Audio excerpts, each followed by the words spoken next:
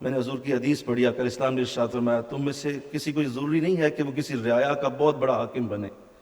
اور وہ کسی بہت بڑے ملک کا حکمران بنے تب ان باتوں پہ عمل کرے گا۔ آپ میں سے بہت سارے، اور ہم بھی یہ سوچتے تھے جب شروع میں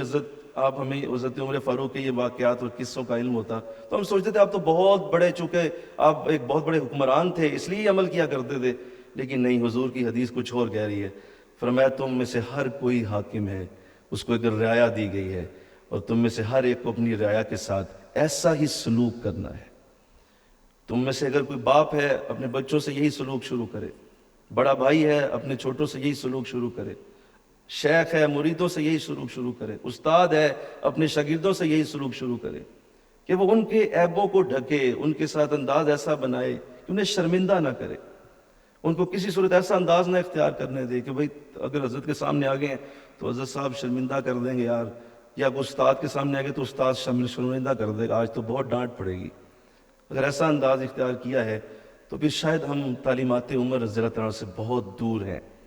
ہمیں اس پہ آنا چاہیے۔ اور اللہ نے جو توفیق بخشی ہے، اللہ کروڑا برکتیں صاحبزادہ احمد عظیم فاروقی رحمۃ اللہ علیہ کی قبر انور پہ نازل فرمائے۔